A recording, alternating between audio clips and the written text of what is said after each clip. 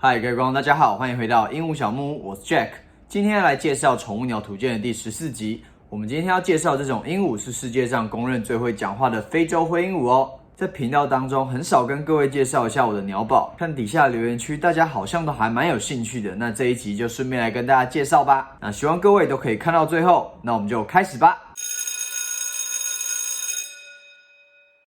非洲灰鹦鹉又称为灰鹦鹉或者是灰鹰，因为它们非常的聪明，而且又很会讲话，饲养上面的难度不会太高，所以变成一种非常受欢迎的宠物鸟。而如果我们要追溯这种非洲灰鹦鹉的历史的话，最早呢可以找到2000多年前的古罗马，当时的古罗马人已经开始发现这种鹦鹉非常厉害的模仿能力咯，而且也将这种鹦鹉视为贵族的象征。非洲灰鹦鹉是一个很常见而且大家熟悉的物种，这种中大型的鹦鹉是属于鹦鹉目鹦鹉科的物种，它们在野外的寿命大约40年到50年，它们也算是一种非常长寿的鸟类哦。它们分布的位置主要是在非洲中部以及西部的低海拔地带，在那个地方的潮湿雨林、红树林、森林等等这些地方都有可能看到非洲灰鹦鹉的踪迹。而你们知道非洲灰鹦鹉它们的个性是怎么样吗？以我饲养非洲灰鹦鹉6-7年的经验下来，我感受到的是灰鹦鹉极为细腻的思虑模式，以及如何跟灰鹦鹉相处，它才不会过度的依赖主人。它们既机警，而且它们也有温柔的一面。我在跟我们家陶乐比互动的时候有时候它会撒娇，但有时候也会闹一些小脾气。当我在跟它互动的时候，当它做错事情的时候，我们可以轻微的指责它，但是不建议过度的骂它，因为它们聪明的智商很有可能就记恨。像是我有一次可能对它比较凶，当我要把手伸到它笼子里面拿东西的时候，它就有可能想要攻击我。我自己在跟陶乐比互动下来我是觉得它真的很能懂人类想要表达的意思。有时候一个眼神，甚至是一个口气上，都可以感受到它表现行为上面的不同，其实不太像是跟一般鸟类的沟通，更像是跟人类的一个对谈哦。而在笼养的非洲灰鹦鹉，它们的寿命会比野外的更长，因为呢，它们拥有一个安全无虞的生存环境，而且它们在饮食上面没有太大的问题。一般人工饲养的非洲灰鹦鹉大约能活到45岁以上。而长寿的灰鹰甚至可以活到60几岁哦。有数据统计呢，宠物鸟一生当中会换很多次主人，但我自己认为这其实不是一件很好的事情。对于非洲灰鹦鹉这些高智商的鸟类来说，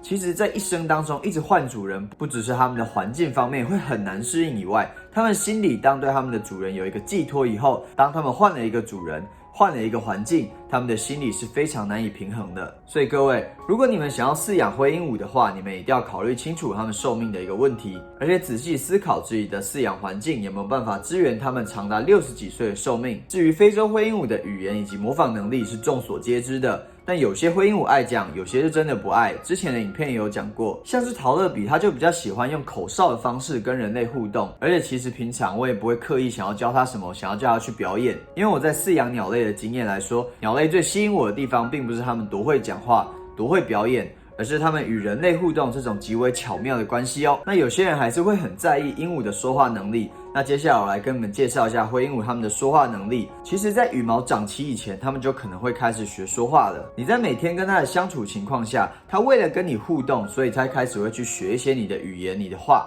而这样子的训练差不多要维持6个月的时间才会慢慢有效果。而同时，灰鹦鹉也被公认为世界上最聪明的鸟类之一，它们的智商约有2到7岁小孩子的智商。而在国际上面，最有名的非洲灰鹦鹉就是 Alex， 经过训练，它学习了超过1000种的词汇。如果大家有兴趣的话，也可以在 YouTube 上面搜寻 Alex， 看看它表演的事迹。但是比较可惜的是 ，Alex 已经在2007年的时候离开这个世界。非洲灰鹦鹉它们的体型很粗壮，全长大约28到38公分，而它们翅膀打开的时候，甚至可以到46公分到52公分哦。当然，它们的体型大小也会受基因影响，也就是所谓的大格小格的问题。它们的体重大约350克到500克，公母在外表上面极为相似，但是有些人会利用它们的语色来稍微判断。就会觉得公的灰鹦鹉会比较深色，而母的灰鹦鹉会比较浅色。而就我自己观察，的确有这样子的趋势，但这并不保证每一只的非洲灰鹦鹉都有这样子的迹象。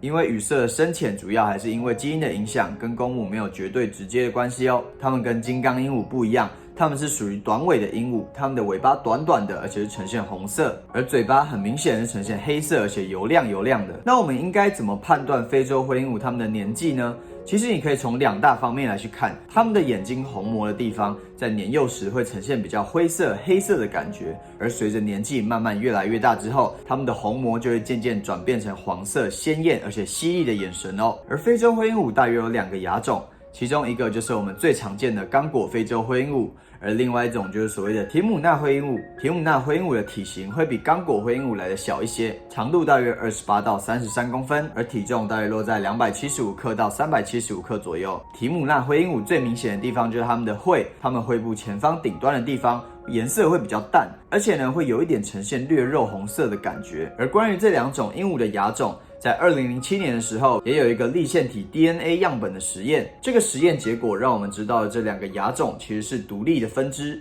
而且非常有可能在240万年前就已经开始分开咯。所以有些人会认为它们是独立种，是因为种族隔离的缘故而形成2种特色鲜明的灰鹦鹉品种哦。非洲灰鹦鹉一样是群居的动物，它们在野外飞行迁徙的数量，最大数量有可能来到1万只以上。而它们的习惯呢，是在树顶上面觅食，而偶尔呢才会到地下来找一些食物，包括了很多的种子、树根、树皮这些天然状态的食物，它会去摄取以外，像是水果啦、坚果啦、核桃，还有花蜜，甚至浆果等等，它们在野外都会适时的去补充。另外，它们在动物性蛋白质的部分，在野外的非洲灰鹦鹉也有可能会去吃一些比较小型的蝸牛，甚至昆虫来补充自己的营养哦。它们的繁殖季节大约落在每年的11月到4月左右，而在野外，它们习惯在很高的树上面挖一个洞，筑一个树窝。非洲灰鹦鹉也是所谓的一夫一妻制，一只公的就配一只母的，而每年的繁殖呢，大约会繁殖2次左右。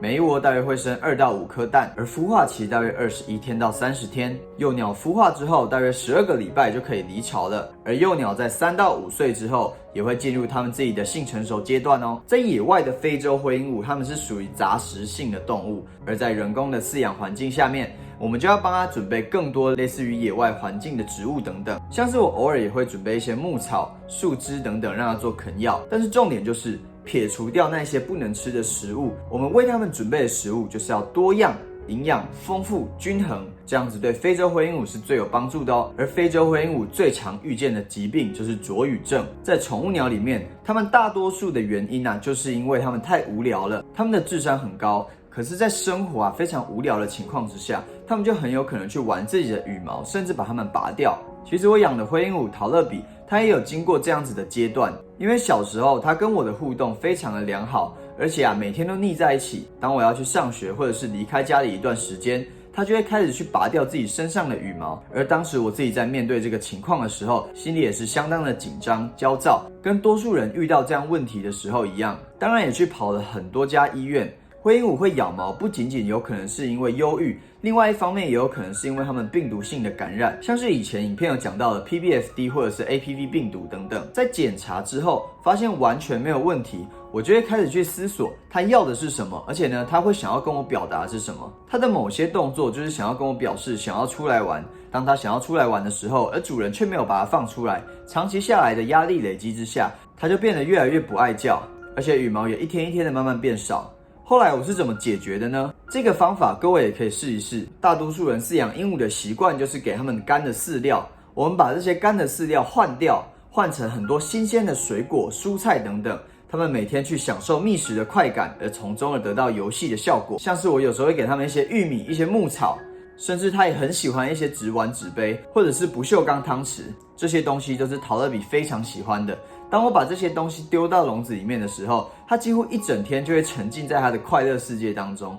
反而我去买再多的玩具给它，它也是玩个几天之后就不喜欢了。甚至有一些比较大型的玩具，它可能会恐惧害怕，而导致它咬毛更加的严重。所以适度而且正确的观察你家的鹦鹉，才有办法从最根基的地方去解决咬毛的问题哦。虽然非洲灰鹦鹉是一个非常大众化、大家非常喜欢的物种，但是其实他们也是因为这样子人工的贸易进口，他们的族群正在面临一个相当强大的威胁。过量过度的猎捕以及栖息地大量的被破坏，它们在野外的族群已经大大的受到影响了，而其中走私贸易也是造成非洲灰鹦鹉野外族群数量大量下降的最大问题。而这些非法贸易的鹦鹉呢，它们主要来自喀麦隆、刚果还有象牙海岸这附近，而这样子非法的进口造成鹦鹉的死亡率非常的高，所以也希望各位在挑选鹦鹉的时候，千万不要购买来路不明的鹦鹉。不要因为我们想要养鹦鹉的这个兴趣而去影响了它们在野外的族群数量哦。最后我来跟大家分享一下我养灰鹦鹉的心得。其实养灰鹦鹉就有点像养小孩，而且沟通的方式是有点像跟朋友沟通的感觉。你诚心诚意的跟它沟通，让它感受出你想要表达的意思，